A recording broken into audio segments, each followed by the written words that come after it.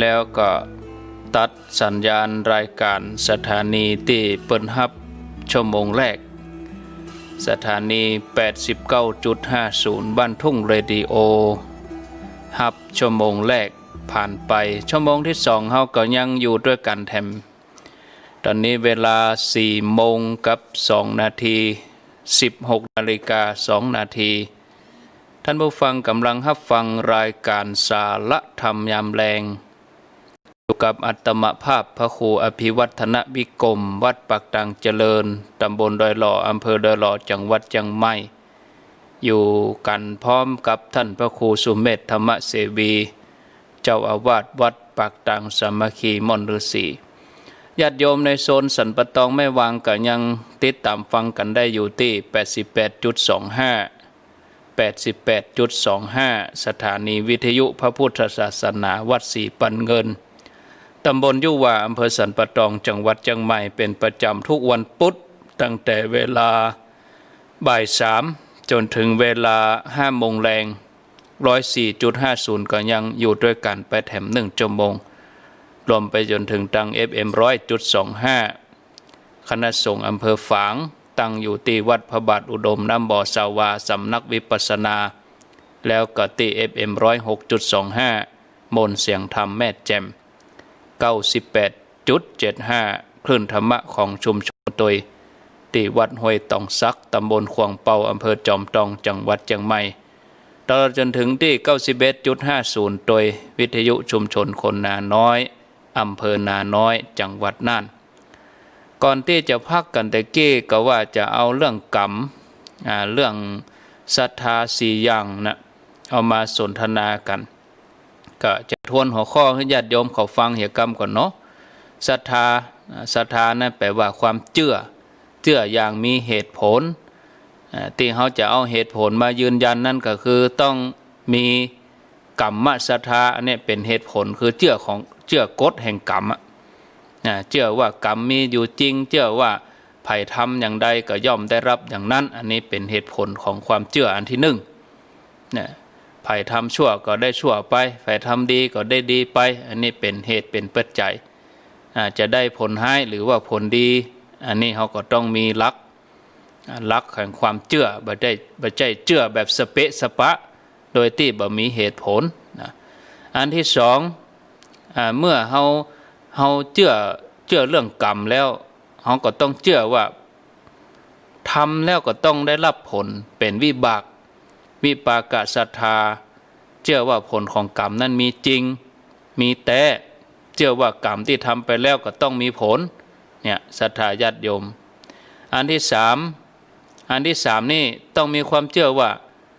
บอกว่าสัตว์ว่าคนเนี่ยมีกรรมเป็นของตนเนี่ยที่เขาจังได้ยินเวลาพระเปิ่นไปเทศสัตว์โลกเป็นไปตามกรรมเนี่ยกัมมุนาวัตติโลโกเนี่ยมีกรรมเป็นเผ่าพันธุ์มีกรรมเป็นแดนเกิดเนี่ยกรรมจำแนกสัตว์อีกก็มีหรออันนี้คือมาลงตัดนี้ศรัทธาญาติโยมเชื่อว่าสัตว์ทั้งหลายมีกรรมเป็นของตนแล้วข้อที่4ตถาคตโพธิศรัทธาคือเขาจะต้องมีความเชื่อในการตรัสรู้ของพุทธเจ้าเชื่อมั่นในองค์กุลของพุทธเจ้ามนุษย์เราถึงวันทุกคนนี่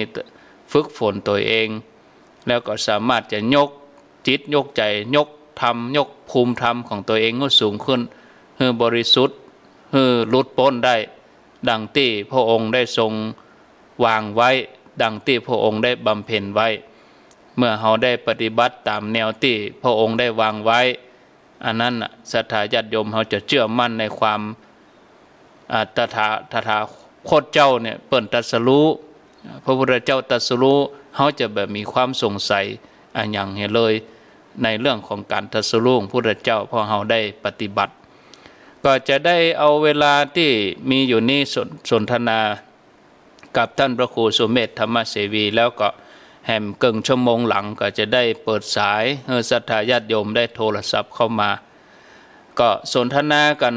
โดยภาพรวมกันแล้วกันเนาะศรัทธา4อย่างนี้เป็นธรรมหมวด4ที่เชื่อด้วยเหตุด้วยผลชั่วโมงแรกนั้นอาจารย์ท่านพระครูเปิ้นก็ได้ให้ความหมายแล้วก็ ได้ให้อธิบายรวมๆไปถึง4ข้อตอนนี้เขาจะมาลงลึกกันทีละข้อละข้อแห่งกรรมกรรมศรัทธาเชื่อกรรมกรรมนี่เป็นอย่างไรครับอาจารย์ท่านพระครูกรรมเนี่ยกรรมบ่ปล่อยก็ว่ากรรมจะได้ครับกรรมไม่กว่าการทำตั้งกายวาจาใจนั่นแหละครับจะว่าดีก็ได้ชั่วก็ได้มี2อย่างแต่ว่าพญามารมันเก่งนะมันบอกได้แจมแจ้งแดงแจ่มมันก็แดดซองหันนี่ใบใจนะหรือ1เท่ากับ2นี่ใบใจนะครับเพราะนั้นพญามารมันพยายามบังบอกคือสัตวโลกทั้งหลายครับคือได้หู้แจ้งเห็นจริงเพื่อเป็นพวกของมันนะครับไอ้ปลาลากไว้อบายภูมิมันตายไม่ได้หู้คิงมาอันเนี้ยครับเพราะนั้นสัตวโลกทั้งหลายที่เกิดมาได้บอกหู้จักหน้าจักหลังเพราะนั้นก็เลยบอกหู้ว่ากรรมมันมีจริงอ่ะมีจริงอ่ะที่ผ่านมาเลยเพราะมันมาหันแจมแจ้งแดงแจ๋หรอไม่ได้ประสบด้วยตัวเองอันนี้เปิ้นแต่งนิยายปอกไว้นะเพราะว่ามีคณาจารย์คนหนึ่งมันขึ้นกล่าวในที่หอประชุมเลยนะว่ากรรมมันมีจริงอ่ะกรรมดีกรรมชั่วนะมันเจือสติปัญญาของมาด้านนะครับทำบุญนึงมาได้บุญทำบาปมาได้บาปต้องหันกับตาประเดียวนี่กะเองว่าหรอกกันนี้แม่อุ้ยก็ยกมืออยู่ทั้งหลุมเนาะอีแม่ก็ไม่ได้เฮียนอย่างนักนะขอถามไม่หน่อยขอถามหน่อยเหรอที่ท่านอาจารย์โอเนี่ยที่ไปเชื่อเรื่องบุญเรื่องบาปสักอย่างนะสมมุติว่าอย่างเขาอยู่ในโลกเนี่ยถ้าแม่ทำความดีแล้วมันมีโต้ต้องเอาปากตรงไหมหน่อยต้องบอกกันเนาะถ้าแม่ทำความดีแล้วมันจะมีโต้อะไรอย่างสมมุติว่าถ้าเจ้าหน้ามันหมีหรออีแม่ทำความดีเนี่ยก็เป็นความดีในโลกของอีแม่แล้วหรออีแม่ก็ม่วนของอีแม่มีที่เปิ้ง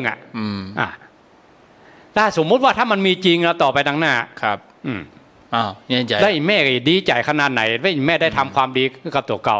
แม่ก็ได้ไปเสวยบุญของอีแม่อย่างท่านอาจารย์เนี่ยเนาะล่าอาจารย์ว่าแบบเชื่อเรื่องบุญเรื่องบาปล่าอาจารย์ใจคุณมัวขนาดไหนในปัจจุบันเนี่ยปโทระดับศาสตราจารย์ถ้าสมมุติว่าถ้ามันมีจริงก็แล้วไปกันก็เขาก็มันก็แล้วกันไปแล้วถ้าอาจารย์มาเชื่อมันมีก็มันมีก็แล้วกันไปถ้ามันมีหรอนั่นเนี่ยใหญ่อาจารย์ไปตกกะลีลำบากแล้วอาจารย์อย่างใดเอาเนาะเข้าเนี่ยได้อาจารย์คณะอาจารย์เนี่ยก็โจรจอกแหละลุยลายลงเวทีแล้วอันนี้เหมือนกันพวกเขาทั้งหลายเขาบอกว่าแจมแจ้งแดงแจ่มก็คนที่เพิ่นทำสมาธิหรือที่เรียกว่าเบื้องต้นเนี่ยคิดว่าผู้ที่มีอาจาระศรัทธาแล้วที่ปูตั้งมั่นอย่างพระอริยเจ้าทั้งหลายแล้วอันนั้นเปิ้นหลุดพ้นเปิ้นหู้แจ้งเห็นจริงในโลกนี่แล้วหรออย่างพวกเขาทั้งหลายเนี่ยลึกๆแล้วพวกเขาทั้งหลายยังถูกบังว่าเนี่ยยังมีวิจิกิจฉายังมีความลังเลสงสัยอยู่นะเพราะมันหมายแจ้งแดงแจ๋โลกพยามารมันบังไว้โลกวัฏฏะสงสารเปิ้นบังไว้เหมือนกันอกุศลกรรมมันบังไว้เหมือนกันหรอเพราะนั้นข้อแรกนี่ถ้าอย่างคือตั้งมั่นกันจริงๆเพราะอย่างไรเพราะว่าคือมีกัลยาณมิตรนะต้องมีครูต้องมีเซียวต้องมีคนแนะนำต้องมีคนบอกกล่าวอย่างยกตัวอย่างเรื่องนกแขกเต่าแต่เกี้ยถ้านำไปดีก็ดีแล้วนำไปบัดดีก็บัดดีเลยนะเพราะว่าใจนี่ตอนแรกมันขุ่นมัวมันหมอหัวไปทางใดอะถ้าคนแนะนำดีก็ไปได้คนแนะนำบัดดีก็ไปทางบัดดีแล้วก็ยกตัวอย่างยังไม่อุ้ยแต่เกี้ยว่าเขาบอกหู้แจ้งเห็นจริงอะได้กระจ่างเนาะถ้าสมมุติว่ามันบอกมีจริงนี่หรอเขาก็ได้ทำความดีในโลกนี่แล้วโลอ่ะตึงดีตึงบดีตัวครับ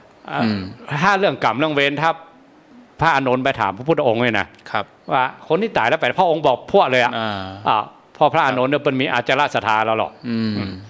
หมู่พราหมณ์บางคนมันต้องมาอยากมาโต้พระพุทธเจ้าอย่างนั้นหรอแบบแต่ก็อีกมีเนาะโลกหน้ามีจริงว่ะกรรมมีจริงว่ะโลกจักรวาลมันไปถึงไหน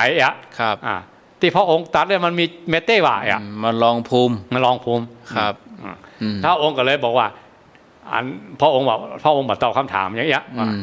บอกอู้ละบอกอู้ละนี่อู้ละแล้วเราจะอุปมาฟังเนอะเอาว่าเนาะเหมือนก็มีคนป่วยคนหนึ่งโดนลูกธนูยิงมาพอยิงมาแล้วก็มาหาหมอแหละหมอต้องเนี่ยใดพอหมอจะพาแหละพาลูกสืบสวนก่อนคนไข้ก็ยกมือใส่หมอแหละฟังเตื้อเดี๋ยวก่อนอันนี้ก็ขอถามว่าโคตรอย่างกันมาเนี่ยมันโดนยิงมาเนี่ยขอสอบสวนเขาหน่อยเหรอลูกธนูมันทำด้วยอย่างด้วยเล็กด้วยโลหะอันใด อ๋อ คู่ห่างมาทำด้วยอย่างมันยิงมาทิศทางใดเนี่ย ครับ หมอบอกฟังว่าพาเอาลูกธนูออก อืม พระองค์บอกว่ากันคำถามบางเรื่องอย่างโมเนี่ยอันที่สัตวโลกทั้งหลายยังมืดยังบอดเนี่ยจะไปถามสิ่งที่มันแบบใจเรื่องใจราวเนาะพระองค์ว่าเอาเรื่องทุกข์นี่ก่อน ครับ แก้เรื่องทุกข์นี่ก่อนมานะ แล้วเขาคิดว่า เอ๊ะทำไมพระองค์ถึงสองมาตรฐานเนี่ยเนาะ นั่น พระอานนท์ถามก็ตอบไปอย่าง ครับ แล้วหมู่คณาจารย์ใหญ่ๆไม่ได้ถามว่าองค์ก็ตอบไปอย่าง อืม พระองค์ก็ดูพื้นฐานเหมือนกันหรอก อ๋อ ถ้าคนเชื่อมาแล้วอย่างพระอานนท์เนี่ยเป็นเชื่อเรื่องกรรมเรื่องเวรอยู่แล้วคนผู้แจ้งเห็นจริงอยู่แล้วนะเพียงแต่สักว่าคือที่สุดแห่งพรหมจรรย์นี่ยังหมดหมดเตื้อที่มาได้นะครับ แต่เรื่องกรรมเรื่องเวรอย่างเพิ่นผู้แจ้งเห็นจริงหมดแล้วไปเข้าใจแล้วพอถามพระพุทธเจ้าก็บอกเลยอย่าเนาะ ครับอ้าวอันนี้ก็เราต้องเชื่อว่าทำไปแล้วบัดสูญเปล่าบอกว่าดีว่าหายเนาะมันตึงได้ผลตึงให้ผลแน่นอน ต้องเชื่อว่าผลที่เราทำไปนี่มันต้องมี แล้วก็เชื่อว่าอันกรรมนั้นมีจริงบ่ใช่ด้วยการที่เราจะต้องไปเชื่อโดยที่บ่มีเหตุผลเนาะอันที่สองวิปากศรัทธาเชื่อเรื่องวิบากคือผลของกรรมบอกว่ากรรมดีกรรมชั่วน่ะคือว่าเชื่อว่ากรรมที่ทำไปแล้วต้องมีผลดีเกิดจากการทำดีผลชั่วเกิดจากการทำชั่วอย่างแล้วนี่จะได้ถึงจะทำให้มีความเชื่ออย่างอี้อาจารย์มีท่านอาจารย์ท่านอาจารย์พยอมเลยนะเล่าขอนไปแล้วเพิ่นบอกว่าถ้าเติมได้เข้าไปนี่มันอย่าถ้าแปลผสมบูรณ์ถ้าทำก็ดีทำดีก็ดีบนาดีต่อนั่นเลยมันต้องได้ละอีกทำชั่วก็ชั่วเลยแล้วอย่าต้องมาได้ดีได้ชั่วอย่างนั้นมันเรื่องปัจจัยที่มาประกอบเขาทำดีต่อนั่นก็ดีต่อนั่นเลยครับบางทีเหตุปัจจัยบางอย่างเนี่ยเพราะว่าพญามารมันบังไว้บางคนทำดีมาตลอดครับอันนี้เปิ้นเขียนไว้เหมือนกันนะอันครูเปิ้นเขียนไว้บนกระดานเนี่ยล่ะ9 คูณ 1 เท่ากับ 79 คูณ 2 เท่ากับ 18 9 คูณ 3 ได้27ไล่จนครบ10ตัวเลยนะแล้วนักเรียนไข้หัวเสครูมาเนาะไข้หัวอย่างก็ครูเขียนผิด9 คูณ 1 ได้79 คูณ 2 18 9 3 27 9 4 36ไอ้เนาะแล้วครูบอกว่าแถม9 ตัวนั่นนะครูเขียนถูกหมดเคยยังไม่พอถ้ามาพออย่างพอจุดเดียวพออย่างอันนี้เหมือนกันคนบางคนพอหันจุดใดจุดหนึ่งที่มันผิดน่ะก็เลยพานเลยแล้วเลยไปเชื่ออันอื่นนะอย่างอีกก็มีนะมีมันเข้าข้างหรอมันเข้าข้างที่ตัวเก่าตั้งโปรแกรมไว้หรอ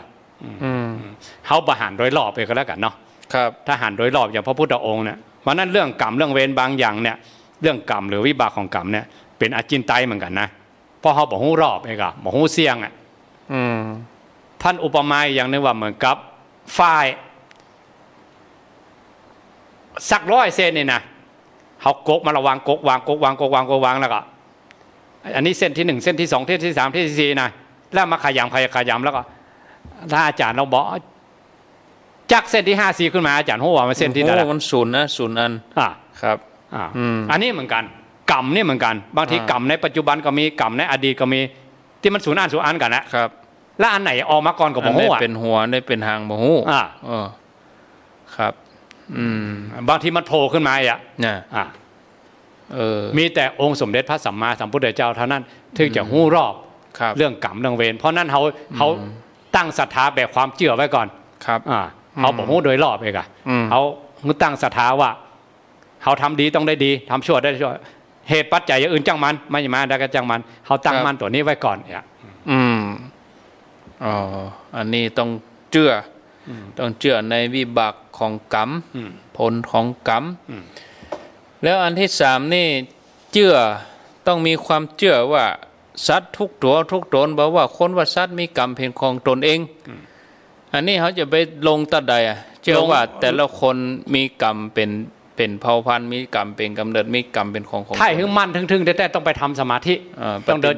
ต้องปฏิบัติได้หู้ได้หันจริงๆได้หู้ได้หันจริงๆว่าภพภูมิมันมีจริงๆเนี่ยครับผีสางเทวดามีจริงๆเนี่ยปฏิบัติก็บ่ฮู้เมื่อนั้นเมื่อเขาบ่ฮู้อ่ะเขานักเรียนป .1 เลยไปอู้เรื่องมหาวิทยาลัยได้ว่าลงละเลิงไปเนาะบ่ฮู้เนาะบ่ได้ปฏิบัติ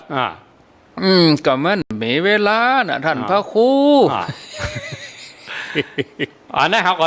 ต้องมาจี้ใส่ตัวเก่าเนี่ยเมื่อเขาบอกฮู้รวยรอบอย่างเนี้ยเขาก็ตั้งเจือครูบาอาจารย์ไว้ก่อนครูบาอาจารย์ไปว่าอีเนอร์เองอะเปิ้นได้ทำมาแล้วเปิ้นศึกษามาแล้วเปิ้นทำกันมาแล้วในตำราก็บอกแล้วผู้เจ้าก็บอกแล้วอย่าขนาดบัดท่านอย่างขนาดหายตัวซองหน้ายังบ่เชื่อลองเล่าให้หน่อยเนาะขนาดมุดลงไปลอดไปวางขาอันนี้มีหลายเรื่องนะมีหลายเรื่องมีเรื่องหนึ่งที่พระองค์เปิ้นไปที่กรุงสาวัตถีสุทัตตะหรืออนาถมิติกาปนิมนต์ไปกรุงสาวัตถีตอนนั้นพระองค์อยู่ที่กรุงราชคฤห์เนาะแล้วคนนี้เป็นสาวเองอะครับมันนุ่มอ่ะมันนุ่มมันอยู่ในเวียงมาเชื่ออันนี้จังอ่ะก็มันนุ่มอยู่อันนั้นพอผู้เจ้าไปอยู่ที่วัดพระเชตวันเนาะมันก็ออกไปทำงานแต่นอกเวียงอ่ะถึงวันเองอะเตะเรื่องเท่าเรื่องแก่นี่เริ่มหู้เรื่องหู้เรื่องแล้วมันไปหมดผู้เจ้าอยู่จน45ภาษาเนาะตอนหลังตั้งแต่ภาษา15เนาะจนถึงภาษาที่44อ่ะพระองค์ประทับอยู่พระเชตวันจนคนเนี้ยมันก็เท่ากันเนาะเท่าคำตี้เลยเท่ากันพระองค์ก็ไปกุมบาตรในเวียงอ่ะก็หันนั่นนะก็หันมันก็เดินสวนมาถึงวันอ่ะพระอานนท์พระมหาโมคคัลลานะไม่ใช่พระอานนท์เนาะอดมาได้กะพระองค์หันเหตุอย่างน้อเนี่ยยิ้มเข้าใจเห็นเนาะก็เดินสวนกันถึงวันพระองค์ไปเทศตั้งแต่เจ้าฟ้ามากษัตริย์เศรษฐีข้ามบดีคนทุกคนอยากทุกชนชาติเนี่ยพระองค์ไปโพลหมดอ่ะแต่คนนี้มันเตียวสวนกันมาถึงวันพระองค์ยังบอกโพลเนาะเหมือนบอกหูจักเนาะพระองค์ก็บอกว่าเราอนุญาตครับเธอมีความสามารถเดี๋ยวให้เขาเกินศรัทธาได้ตามใจเนาะแสดงว่าพระองค์นี่โอ้กรรมบ้านเขาเสี่ยงใจละเปิ้นหันเหตุแล้วหรอเสี่ยงยังละเนาะเอาเธอลองผลหรอเราอนุญาตหาทุกวิธีเลยเอาทุกวิธีเอาอนุญาตให้เปิ้นเกิดศรัทธาได้หรอเอาลองพอเราพอแล้วโมคคัลลานะใหญ่ไปถึงก็ไปเหาะต่อหน้าต่อตาเลยกะเหาะสองหน้าเลยพิ้วทุกเจ้าอย่ามาขวางตังอย่างนี้จัดเตียวมาบิดหน้าไปทางขวาพระโมคคัลลานะก็เหาะอยู่ทางขวาบิดหน้าไปทางซ้ายอยู่ทางซ้ายยืนอยู่หันแถมบิดนะครับแงนหน้าขึ้นบอกว่าเหาะอยู่ทางบนบ่ลอยอยู่บนพุทธแถมครับอย่างนี้โกมหน้าลงลูกโอ้บัดได้เรื่องแล้วไปไปถึงก็ไปกราบแทบพระบาทพุทธเจ้ายอมแล้วพระองค์ตัดไว้ดีแล้วพระองค์ตัดไว้โพดบัดได้แล้วขนาดแสดงฤทธิ์ปานนั่นนะเนี่ยเจี๋ยเตี้ยอย่างท่านอาจารย์บรรยงสมมุติว่าเนาะเหาะสองหน้านี่สักคืบปืนสองหน้าโอ้โหวัดนี่ปู่คำว่าคนอื่นผมเหมือนกันเนาะถ้าหันไผ่เหาะต่อหน้าต่อตานะโน้ยกใส่เก้าใส่หัวเปิ้นมีฤทธิ์มีฌานมีอภิญญาแล้วหรอโอ้อย่างก็อย่าเชื่อหมดอ่ะแต่อันนั้นเหาะทรงหน้าทรงตาเชื่อเตี้ยนะพระองค์ถึงบอกว่าแต่พระองค์เปิ้นหันเหตุละเปิ้นถึงบอกโพดเองอ่ะเป็นอันนี้ปะทะปรมะเนาะแต่คนอื่นน่ะบางทีพานแต่พระองค์ก็มีนะอย่างพระหุงนี่มันก็พระหุง8 บทเนาะที่มี9 บทก็เพราะว่าบทสุดท้ายเป็นบทสรุปก็เรียกว่าพระหุง8พระองค์โปรดได้7นะยกเว้นนางจินตมาวิกาเท่านั้นที่โปรดได้โปรดมาได้น้องน่าโปรดได้หมดอะจะพานไหมอยากได้เด้อเพราะอย่างโปรดมาได้ก็เพราะใจเขาดิ่งอ่ะปักใจว่าปักใจว่าอย่างอันน่ะบัจเจว่านางจินตมาวิกานี่บัจเจคนง่าวนะมันลวกเกินเหมือนลวกก็ลวกเกินเหมือนกันนะล่ำคุ้มไปเสียแล้วมันล่ำคุ้มอ่ะมันบัจเจหอยอ่ะมันยอมลงยอมลงผู้ใดเจ้าเป็นตัวเป็นองค์เจ้าพ่อมันก็บัจเจเอาเนาะครับอันนี้เป็นมิจฉาทิฏฐิครับอันนั้นต้องเชื่อในวิบากกรรมเชื่อในผลของกรรมแล้วเขาเป็นมีกรรมเป็นของตัวเก่ามันติดตัวเขามาตั้งแต่เดิมเหรอเนาะถ้าเขา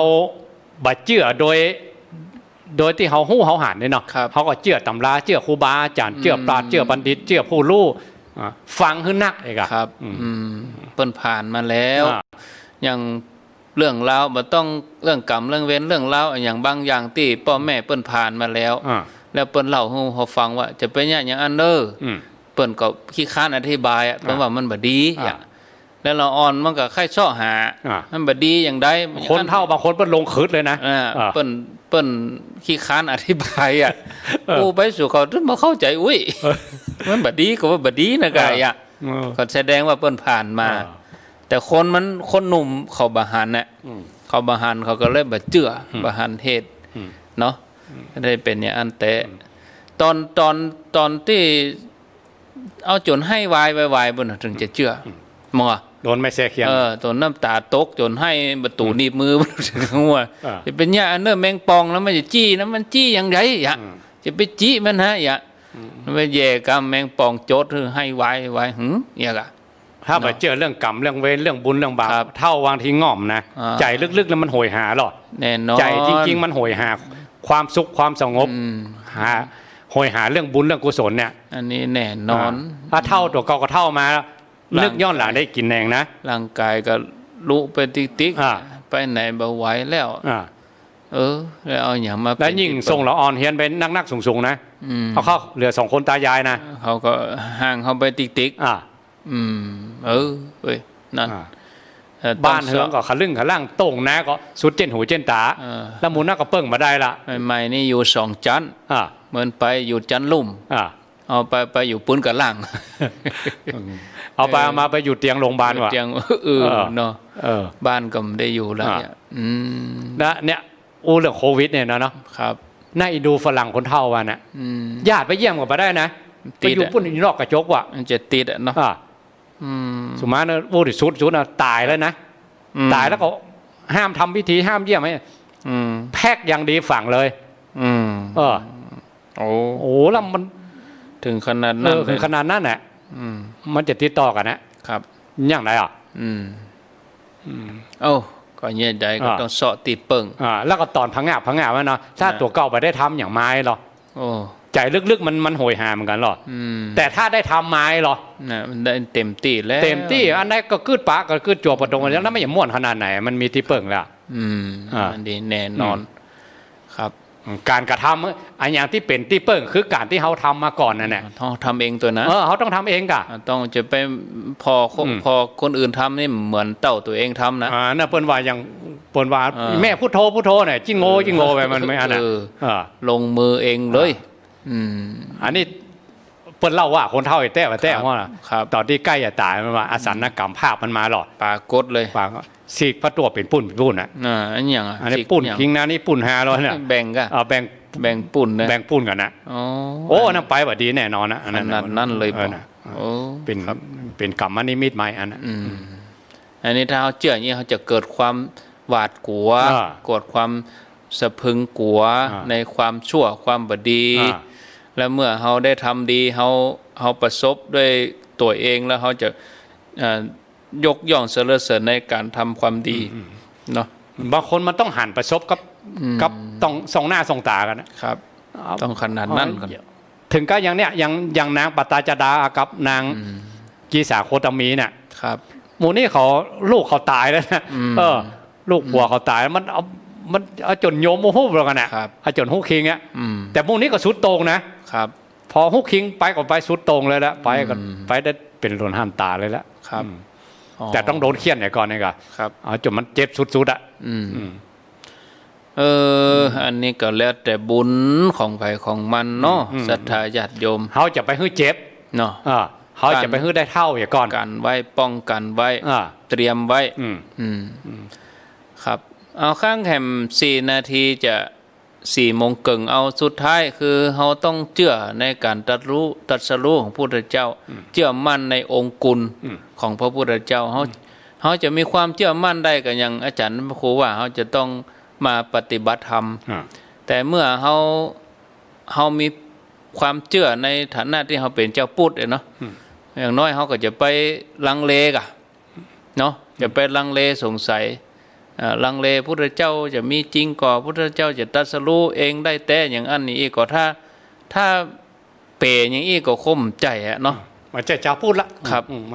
จะต้องมั่นศรัทธาต้องมั่นครับแค่เรื่องทำบุญกุศลทำให้เกิดสุขได้อ่ะนั้นเจ๊ยกอ่ะมันก็กินเกลือมันทำไมมันเกมอ่ะกินพริกมันเผ็ดอ่ะนี่เราทำบุญกุศลแค่ยังนำความจุ่มใจเขาม่วนใจเขากึดเนี่ยมันมีที่เปิ่งมันจุ่มใจนึกอ่ะแล้วที่ยิ่งกว่านี้มันแบบยิ่งกว่านี้อีกอ่ะแล้วใครเป็นคนสอนเนี่ย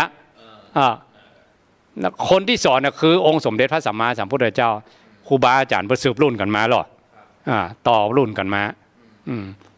ที่ยังพอตั้งหลายมาโอ้กันเนี่ยมาแจ้งคำสอนเขาหรอคำสอนครูบาอาจารย์ที่เพิ่นสอนสืบรุ่นกันมาถ่ายทอดมาได้รับการถ่ายทอดมาแห่งคำหนึ่งครับเปิดสายบ่เนาะครับเปิดสายศรัทธาญาติโยมก่อนที่จะเปิดสายมานี่ก็อาตมาก็ขวดกับไลน์กับเฟซพอดีข่าวลือก็อย่างใดก็บอกฮู้คนเท่ากับมาป่วนตังอันไลน์นี่นะคือว่าโยมต้องรอหมู่ตังราชการเพิ่นแจ้งก่อนจะไปฟังตื่น คนที่เฮือข่าวก็บอกฮู้ไผก็บอกฮู้จะไปกาดท่านเด้อว่ะอันนั้นมันลูกระยองพุ่นมานะอย่า อันนี้บางทีทำให้คนเขาตื่นแล้วก็มันจะบ่ม่วนละล้านกาเพิ่นจะปุดตื่นนะหมู่ที่เจ้าแผงเจ้าอย่างเพิ่นเจ้าห้องเจ้าสมมติว่าโอ้ง่ายถ้าเป็นลูกหลานเฮาไปเจ้าห้องหั่นแล้วอย่าห้างนั้นเพิ่นเจ้าห้องหั่นเดือนถ้าใดบ่ใช่น้อยมกปัน2ปันเพิ่นเจ้าหัวหมื่นนะห้างดังๆน่ะเพิ่นเจ้าล็อก1ประมาณ4เม็ดเดือนนึงบ่ต่ำกว่าหมื่นถ้าเพิ่นเจ้าไปแล้วเราต้องจ่ายแล้วเอาไปปล่อยข่าวนี่ไปแล้วคนแบบไปจ่ายห้างแล้วก็อินดูเขานะเพราะฉะนั้นต้องเอาข่าวที่มันเปิ้นแน่นอนชัดเจนก่อนจะไปฟังตื่นกันเถอะเนอะเดี๋ยวนี้ส่งกันติ๊กตั้งเฟซตั้งไลน์เนี่ยจะไปตื่นเถอะกาฟังตั้งรัฐตั้งหลวงเดียวผู้ว่าเปิ้นแถลงบุญกะเฮาบ่เจ้ผู้ว่าเฮาว่าคนเดียวต้องฟังผู้เปิ้นมีผู้ว่าเปิ้นมีผู้ว่าเปิ้นจะตั้งผู้ว่ามาอย่างเปิ้นฮือว่าหรอกอันผู้ว่าเปิ้นมีหน้าที่ว่าหรอกเฮามันบ่ใช่ผู้ว่าเอารับใส่เจริญปอนไหว้สาเจ้าท่านพระครูเจ้าว่าจะได้แม่หยังเจ้าแม่จันทิพย์กะเขาตื่นเต้นเลยกับข่าวนี่นะแม่จันทิพย์กะเจ้าแม่จันทิพย์ก็ตื่นแล้วเพิ่นน่ะบ่ตื่นเจ้าแล้วศีลน้ำไปวัดแหมเด้อเดี๋ยวเขากลัวล้ำไปนะเจ้าก็โหเปิ้นยังสักอย่างเตื้อเจ้าเจ้าเนาะไปฝากพระครูสุเมธตัวนะเจ้าได้ไปอุปจากันแล้วนะไม่จัดเต็มเนาะเจ้าบ่ตื่นเจ้าก็ฟังอยู่เจ้าแน่กันฟังเปิ้นเรื่องบอกว่าฟังหูไว้หูอีหยะเนาะเจ้าเปิ้นเรื่องจีดอกหูหรอนี่เฮามาจีดอกหูเฮามาใส่ตุ้มหูเจ้าโมทนาเจ้าใช่ต่อไปเจริญปอนไหว้สาเจ้าแล้วของสด2องค์ว่าจะได้สิ่งแวดล้อมก็สำคัญเนาะด้านนก2ตัวนั่นเนาะนกแขกเต้า2ตัวสิ่งแวดล้อมดีก็ดีสิ่งแวดล้อมดีก็ดีเด้อข่าวนี้นะเขาผมต้องไปกันร้านนั่นน่ะมันก็น่าโกรธเลยมันก็กาตการนะไปจ่ายอย่างปุ้นเนาะไปจ่ายกาตการนั่นค่ะเดี๋ยวว่าห้างปุ้นเขาก็บอกลูกหลานเขาจะไปเติร์ช่วงนี้เอาฟังราชการปุ้นเขาจะเป็นผู้ว่าจะไปวิจารณ์อย่างเตื้อต้องวิจารณ์อย่างสักอย่างเงาะฟังเดียวการมันมาจากเรื่องโควิดนะจ๊ะมันสามการกะบ้านเฮาก็วิถีบ้านเฮาเนี่ยกะจ่ายกาดบ้านเฮานี่เนอะเอาตื่นไปเองก็ไปมาแล้วไปฝ่ายหินแต่ว่ามันชื่นนี่อันนั้นมันมาตลอดนั่นกะโมทนาเอาสายต่อไป0998366322เอาฟังทั้งหลวงทั้งราชการเพิ่นก่อนเนาะ จะไปตื่นกันเตื้อฟังเปิ้นตึงแถลงการผู้ว่าเปิ้นตึงออกข่าวออกมาเป็นอย่างเฮาก็จะไปตื่นตระหนกเกินไปเนี่ยเอาเข้าจะเป็นกินบ่ได้นอนบ่หลับจะมาห่วงลูกห่วงหลานดีบ่ดีเดินกลางคืนโทรหาลูกหาหลานจะไปห้างหันเน่ยไปนี่คนเฒ่าจะเป็นบ่หลับมันน่ะ ละอ่อนเขาตึงหูแล้วเฮากันละอ่อนเจริญปนจากตังได้จากฮะจากที่ไหนโรงพยาบาลลานนาโรงพยาบาลลานนาแม่บุญทินกะแม่บุญทินเจ้าฟังชัดดีมหาวิษณุวัดเจริญผลนึงว่าจะไปกัวลำไปคนไทยทำมันกัวลำไปแต่ป้องกันไว้ก่อนกันน่ากันทางหูไว้หูเอามาเจาะหูเขาบอกเป็นยังโมทนาสายต่อไปเจริญปนไว้สาครับผมโทษจากครูบาอาจารย์ทั้งสองลูกครับโทษจากที่ไหนจากแม่อายตาตอนครับแม่อายตาตอนว่าจะได้ฟังในรถแล้วได้ฟังก้มหลังนี่ครับหลัง4 โมงนี่ครับผมขับรถอยู่จุดไหนเดี๋ยวนี้เลยตาตอนมานะครับกำลังจะติดตังเชียงไฮ้ไว้แล้วครับผมเลยตาตอนฟังในรถนี่ฟังคลื่นไหนฟังในรถคลื่นของเมืองฝางครับผม100.25ครับฟัง100.25เนาะครับผมครับอนุโมทนาได้ฟังตั้งก้มหลังนี่ก็เรื่องการทำบุญนะครับคือสะสมไว้มันมีที่เปิ่งนะถ้าคุณเฮาได้ถึงเวลาจะไปนี่มันนึกถึงว่าบุญเฮามีนี่มันเป็นไปอย่างที่ดีนะครับยักขอบคุณครับสาธุจอดตัดไฟแดงกะเจริญปนเจ้าไว้ต่อเจ้าท่านจากที่ไหนแจ้งหัวลิ้นเวียงฝางเจ้าแจ้งหัวลิ้นฝางเนาะฟังชัดดีกะฟังชัดเจนดีชัดเจนดีเข้าใจเรื่องได้พ่อง4 ข้อนี่ฟังเรื่องนกแขกเต้านะ จับใจเรื่องนกแขกเต้านี่เป็นตัวอย่างเนาะท่านพระครูเพิ่นถึงว่าเป็นเรื่องที่เพิ่นเอามายกขึ้นมาให้เฮาได้เปรียบเทียบกันดีแล้วกะเนาะอนุโมทนาสาธุสายต่อไปเจริญปนเจ้าไว้สาเจ้าท่านพระครูเจ้าอันนี้โทษจากที่ไหนผักกล้วยสุพรรณนะเจ้าผักกล้วยจำเสียงมาได้เปลี่ยนห้องแม่ก้อยผักกล้วยสุพรรณว่าจะได้ฟังท่านแล้วก็นั่นกะท่านว่าน่ะมันกรรมให้กรรมมันเนาะทำไปเนาะมันต้นเว้นต้นกรรมเอาฮู้ว่ากรรมนั้นได้ก็บ่ฮู้นะจัดก่อนนะเนาะก็ดีแล้วเนาะถ้าเฮาเข้าใจวันนั้นมันแม่ก็บ่ได้ไปสักกรรมละพวกไป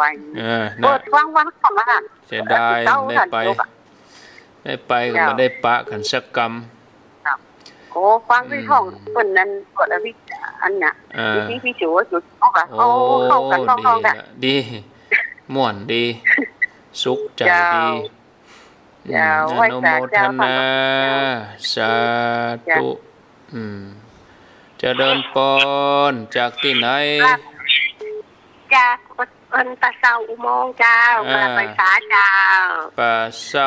อุโมงค์เนาะเจ้าพระอาจารย์ถ้าเฮามีศรัทธาที่อย่างเนี่ยนั่นจึงไปได้หมดเจ้ามันใจเป็นใหญ่ละเจ้าพระอาจารย์ใจเป็นใหญ่จ้รออธิบายผมหน่อยแล้วก็เชื่อเรื่องกรรมด้วยเจ้าถ้าเฮาอย่างเฮาปลูกต้นลำไยก็ต้องได้กินลำไยปลูกมะม่วงก็ต้องได้กินมะม่วงเนาะเฮาทำกรรมได้ไว้เฮาก็ต้องได้รับผลกรรมนั้นเจ้าพระอาจารย์ดีแล้วกะโมทนาแล้วบางคน ถ้าเฮาเป็นชาวพุทธนะอย่าเชื่ออย่าตื่นข่าวตกเนี่ยเจ้าพระอาจารย์ เพิ่นตึงมีเหรอมงคลตื่นข่าวเพิ่นตึงมีเหรอลองดูก่อนนะเจ้าพระอาจารย์ว่ามันจะเต็มแท้นะเจ้าพระอาจารย์เนาะจ้าโมทนา สาธุกราบสา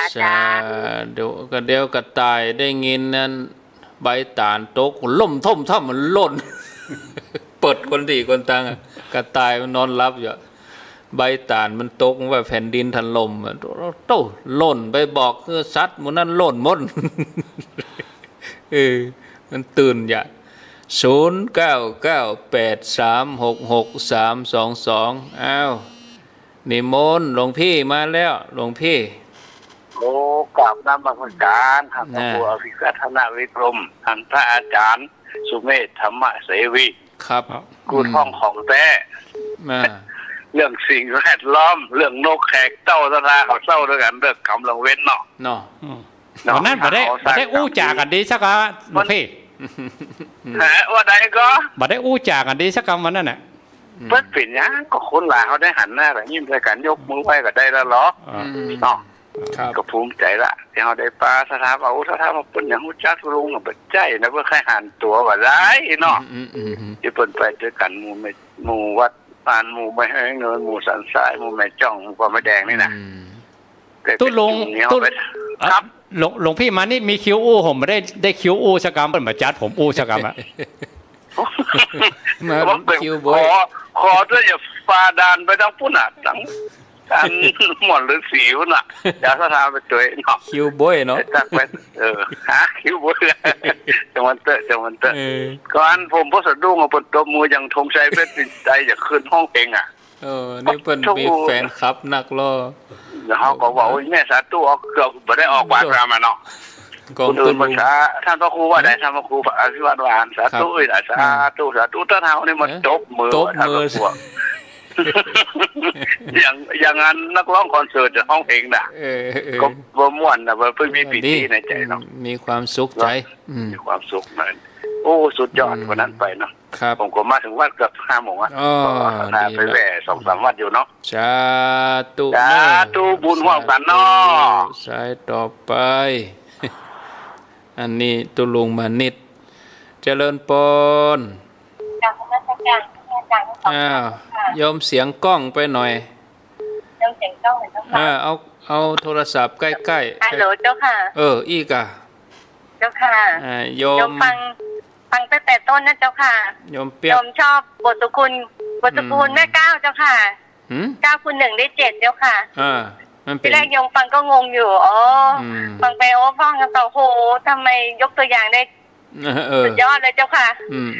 ผิดข้อเดียวผิดหมดเลยเหมือนครูเจ้าค่ะไม่ใช่คุณฟังแล้ว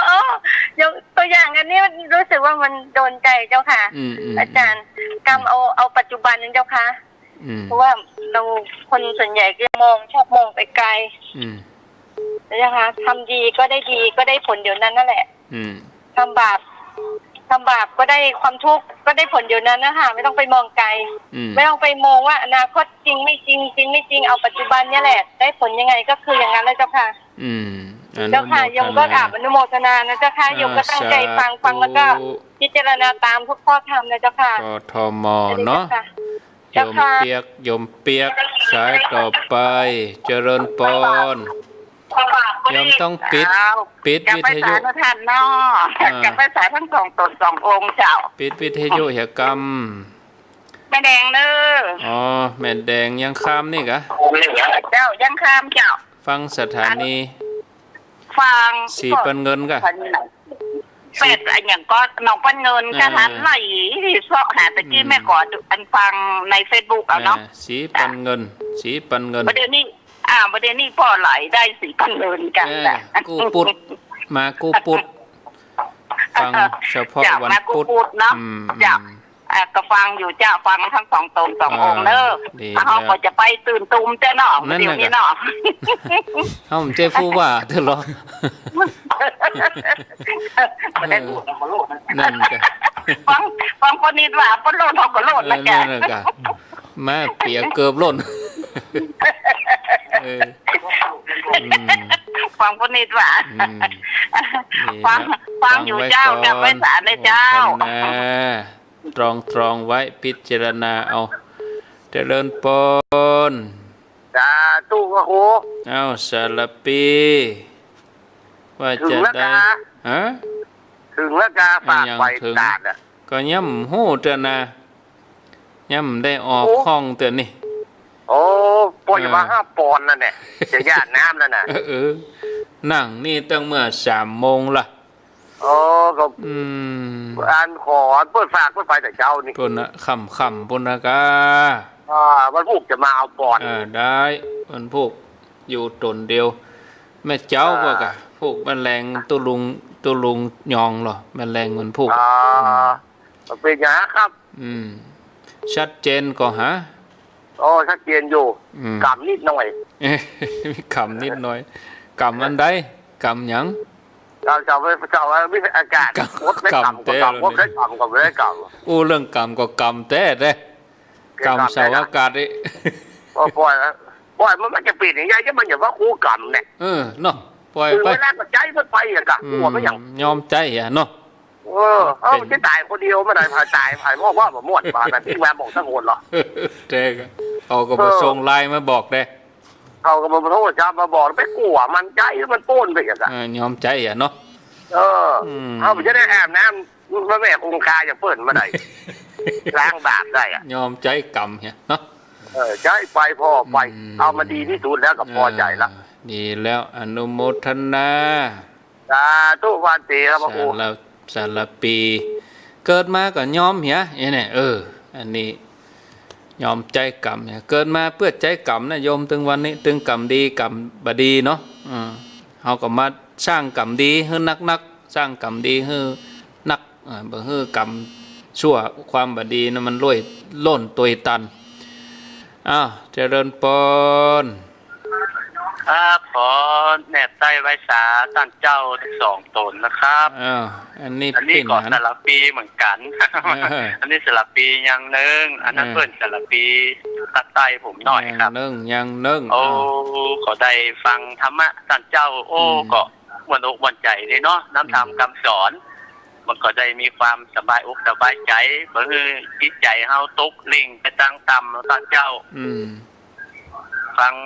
แม่เจ้าบ่มาฟังแค่ตานลูกกว่าส่วนมากจะได้ฟันไม่แรงไม่ขำได้อยู่ครับท่านเจ้าก็อธิบายโอ้ชัดเจนดีครับได้ยินได้ฟังชัดเจนดีโมทนาเนอครับขอแนบใจไว้จ่าครับท่านเจ้าท่านพระครูสุเมธด้วยนะครับท่านเจ้าท่านพระครูอภิวัตรด้วยนะครับเป็นในฮือธรรมะเป็นบรรณาการนะครับขอไว้สานะครับสาธุโยมถามว่านกแขกเต้านกบ้านเฮาเป็นนกอันยังวะท่านพระครูนกแขกเต้าเนี่ยนกอย่างนกส่งลายมาพ้องกันว่าเป็นนกอย่างนกแก้วไงนกแก้วตัวเขียวๆอ่ะปากงอนๆน่ะนกแก้วนะนกแร้นะนกแร้นะกะนกแขกเต้าคือนกแร้นะปากงอตัวเขียวๆนะนกแขกเต้าโยมถามว่านกแขกเต้านกบ้านเฮาห้องนกอันยังกะไม่ได้แม่ชาดกอาจารย์ได้อ่านตอนนี้ก่อนอ่านกะมีหลายตอนครับนกแขกเต้านี่นะครับคือนกตัวสีเขียวๆนกแร้นั่นน่ะนกแร้ที่กินหน่วยอย่างก็หน่วยอันผักแคบนกแขกเต้าที่ไปอยู่ในภิกษุณีก็มีนะครับมีหลายเรื่องนะครับมีหลายเรื่องนกแขกเต้าเจริญปนจ้านมัสการทั้ง2 ท่านนะเจ้าโทษจากดังใดเจ้าแม่ขอถามว่าอันพาหงเนี่ยเฮาสวดแล้วเฮาบ่แปลนี่มันจะดีก่อบ่แปลได้ก่อเนาะแม่ก็สวดอยู่แล้วมันถ้าเฮาแปลนะเพิ่นช่างเมินนะท่านนั่งโอ้ยปวดล่ะสวดลวดไปเลยเดี๋ยวรอฟังในวิทยุเนาะอันนี้ไหนที่ไหนโทษจากที่ไหนโทษจากที่ไหนเจ้าจาก7 ยอดเจ้า7 ยอดสาธุสายที่14คงจะได้สัก15 สายเนาะเจริญปนไว้ ไม่ทราบเจ้าแต่ก็แค่ถามว่านกแขกเต้าก็คือถ้าว่าเป็นนกกัดหัวมันใจกระเต้านกอย่างก็นกกระถั่วน กกัดหัวมันเป็นลักษณะตัวมันอย่างไรก็มันเพราะว่านกกระถั่วหัวงอกเนี่ยมันอยู่ในป่าว่ะกันนกกระถั่วมั้งล่ะหลายตำรารู้แต่เดี๋ยวลองไปถามเดี๋ยวจะไปถามท่านมหาเปิ้นพอเด้อเดี๋ยวลองถามมหาเปิ้นพอเนาะแม่โทษจากไหนแจ้งหัวลินเนี่ยกะเจ้าก็ดีนะกะแล้วแม่ได้รับข้อมูลที่ไหนมาแม่ได้ฟังว่านกเนี่ยเจ้าก็ฟังนี่เจ้าก็หันตั้งบ้านเจ้าว่ามันอยู่ในป่าลูกแต่ว่าไอ้แม่ได้ข้อมูลนี่ไหนมา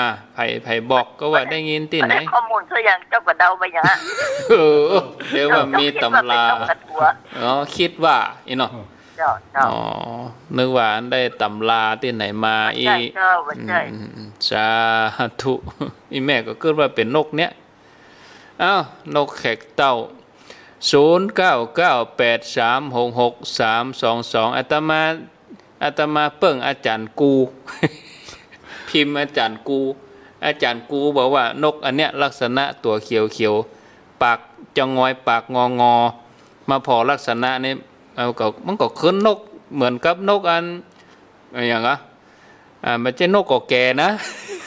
นกแก้วนกแก้วนกแลเนี่ยนกแลก็คือนกแก้วเสียงเจ้าบินมาไกลๆตัวเขียวชอบกินนั่น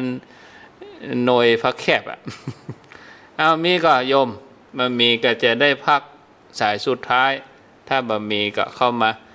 0998366322เจริญปนเจ้ากราบไหว้สาเจ้าท่านพระครูเจ้าจากน้องแฝกไม่น้อยเงินท่านพระครูเพิ่นจำได้ตั้งกับจากงานเขาดำมาก็พึ่งมาเปิดก็นึกว่าแบบได้ฟังแล้วเจ้าจับพอดีเนาะเจ้าจับพอดีเจ้าคำอธิษฐานเข้าพรรษาขึ้นต้นว่าอิมัตสมิแล้วก็ลงท้ายว่าอุเปนี้เนี่ยให้รู้ว่าความหมายมันเป็นจะใดจะได้ปฏิบัติเจ้าบทอะไรอย่างก็อิมัตสมิอาวสิอธิษฐานเข้าพรรษาอธิษฐานเข้าพรรษาเดี๋ยวรอฟังในวิทยุเนอะสาธุอนุโมทนาขออนุญาตพักตัวอีก่อนปิดโทรศัพท์เพราะเวลาค้างแหม10 นาทีมีอยู่ 2-3 ท่านที่เป็นคำถาม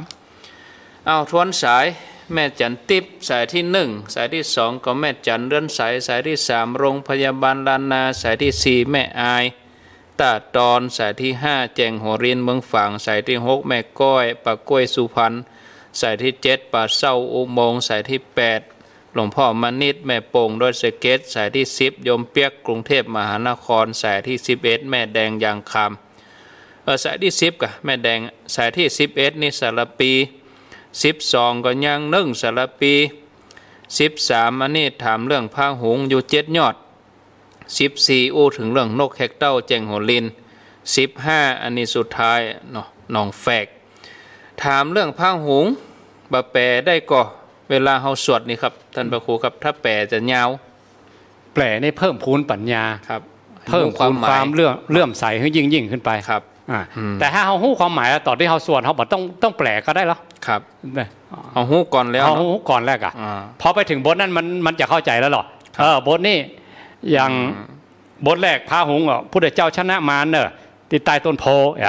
ครับพุทธเจ้าชนะอาลวกยักษ์พุทธเจ้าชนะองคุลิมานพุทธเจ้าชนะนางจินดามาวิกาสัจจนิโครนนันโทนาคราช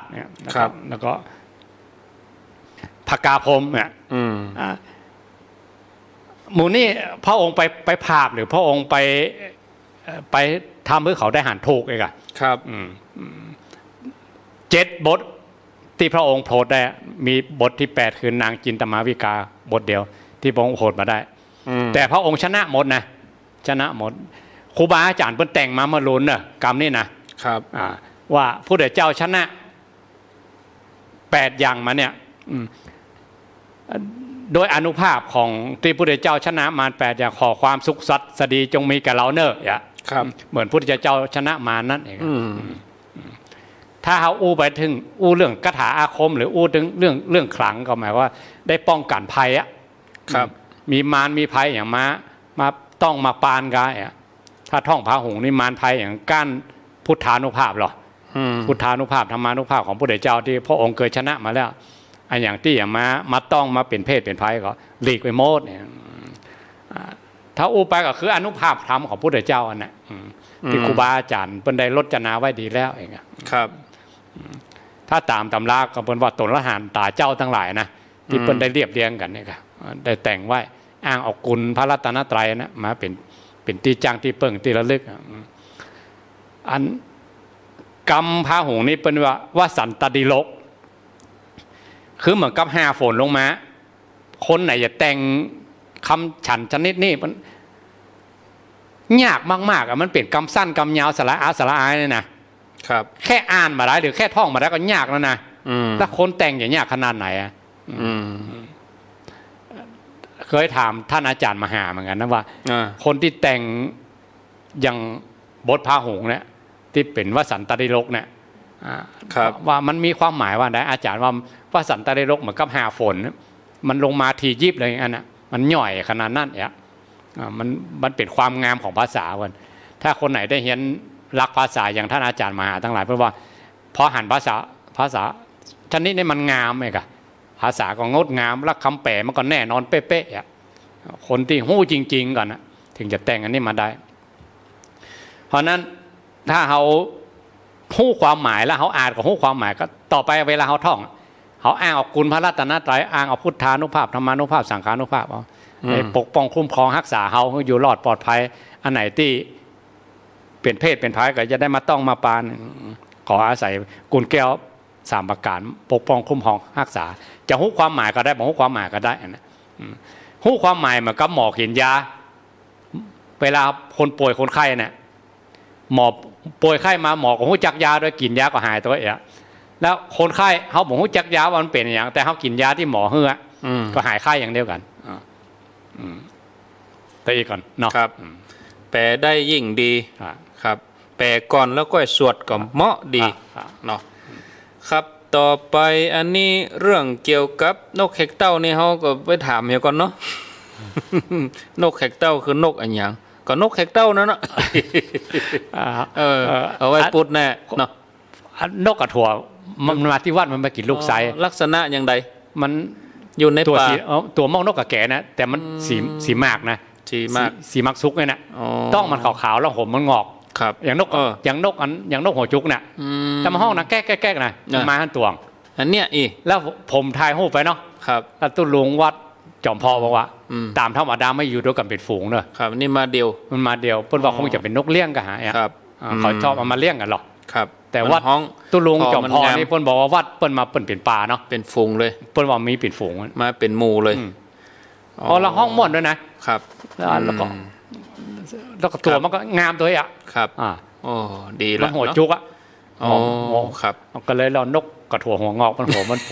มจุกนกกระถั่วอีนกกระถั่วอ๋อมากินหน่วยไซเพราะมาแต่มันหากินตามพื้นดินนะครับกินหน่วยไม้หน่วยอย่างนั้นเอ้าคำถามสุดท้ายอันนี้น้องแฟกโดยสเก็ตเด็ดสกอยถามเรื่องเกี่ยวกับกรรมอธิษฐานเข้าวัสสาอิมัสมิงอาวาเสเขาเอาจักรวาเลได้วะ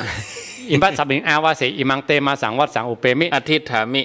อันนี้ถ้าว่าโดยสองความหมายเนาะโดยอัฏฐะและพยัญชนะอีกอะลองแปลพยัญชนะนี่เขาบอกโหเนอะโอ้ตามตรงว่าต้องอาจารย์มหาก่อนที่เปิ้นเรียนภาษาโดยตรงมากะแต่ความหมายที่เขาโหโดยอัฏฐะนี่ว่าภายใน3 เดือนเนี่ยเตมาสังมาสะแปลว่ามาดนี่แปลว่าเดือนหรอเตแปลว่า3ตลอด3 เดือนนี้อาวาเสคือในสถานที่นี้ข้าพเจ้าอย่าบอกไปไหนจะจำอยู่ที่นี่บ่มีเหตุจำเป็นแต่ว่าข้าพเจ้าผมไปไหนอันนี้เป็นกรรมอธิษฐานอธิษฐานจำอยู่นี่เนาะจำอยู่นี่แล้วอยู่ในถ้ำในอย่างได้ก็ที่ไหนได้หมดอธิษฐานว่าเป็นรักเป็นแรงอาวาสแปลว่าที่นี่แค่เฉพาะวัดกะ ครูบาอาจารย์เพื่อจะมาอธิษฐานในถ้ำในป่าในดอยที่ไหนก็ได้ครับแต่ต้องมีที่มุงที่บังเนอะการแดดการฝนได้กะสมัยพุทธกาลมีเหมือนกันหลอดเริ่มต้นตอนที่ใหม่ๆอ่ะยังบ่มีวินัยบัญญัติเลยเนาะครับก็ไปโดนแดดโดนฝนโดนอย่างในภาษาตอนหลังพระองค์หันความลำบากนะพระองค์บอกว่าเฮ้ยนี่มีสถานที่มุงที่บังเนี่ยคือปลอดภัยเรื่องฝนเรื่องลมเนี่ยเรื่องที่อยู่ที่อาศัยอย่างที่มันปลอดภัยเรื่องที่อยู่หน่อยกะมีโยมเพื่อนนั้นแชร์แต่ว่ามันซื่อนี่ว่ามีพระอันโบกรถกลางทางต่างเชียงไฮ้ป่ะนะเพิ่นก็ว่าอันใส่บาทใส่หยังไปแล้วคือ200แล้วโยมก็วายรถปิกไปที่เก่าให้นะก็ยังโบกขั้นอยู่อีกว่ะ แล้วผมก็เลยบอกเขาโยมว่าถ้าลักษณะอย่างอี้นี่บัดใจละเพราะว่าเข้าภาษามาได้ศีลแล้วนี้ไผว่าพระไปเล่ร่อนเปิ้นมีแล้วถ้าโยมหันลักษณะอย่างอี้นี่บัดใจละต้องแจ้งละถ้ากลางภาษาแล้วยังแบกบาดแบกกดอยู่นะบัดใจแล้วเนาะบัดใจแน่นอนเลย 100% เลยกอกวาดหัวได้เหรอแจ้งเจ้าคณะเพื่อนเขาอย่าไปทำเองอ่ะเขาไปแจ้งผู้ว่าเนาะผู้ว่าแปลว่าผู้จี้นิ้วหรอจี้ว่าได้หรออันนี้คือเจ้าคณะตำบลหรือตำรวจหรืออย่างเพิ่นไปว่าแจ้งผู้ปกครองเพิ่นไปว่าเขาจะไปว่าเขาจะไปว่าถ้าเขาว่าได้จะเป็นยังว่า191ก็ได้หรอกกิ๊กไปมาเลยเนาะมาเลยเอาละคำตอบมาแล้วเปิ้งวิกิพีเดียนี่แน่นอนดิเนาะโยมก็ค้นช่วยเหมือนกันนะสารานุกรมนี่แน่นอนดีวิกิพีเดียนกแขกเต้าคือนกแก้วนั่นแหละเรื่องเนี่ยนกแขกเต้าคือนกแก้วนะโยมเนาะอย่างอาตมาว่านะถ้าแอฟริกาเป็นห้องอย่างเป็นห้องนกมาคอครับนกมาคอแป้งนะแป้งเพราะว่าตัวเป็นแสนๆมาอันน่ะวางไข่มันเวลาจะนี่นะต้องไปจดทะเบียนก่อนนะเลี้ยงนะครับว่าเป็นสัตว์สงวนเนี่ยครับเอามาได้อย่างไรที่มาที่ไม้ที่ไหนต้องมีที่มาที่ไปต้องมาที่มาที่ไปโดยต้องไปจดทะเบียนด้วยครับเอาลากันครับนี่หมดเวลาเลยกำลังจะม่วนกำลังจะม่วนเนาะกำลังนกแขกเต้ากันแล้วจะมาเปิดฉากแอนมาบินไปแล้วมันจะนี่นกบินไปแล้วไหว้สาครับสาธุครับ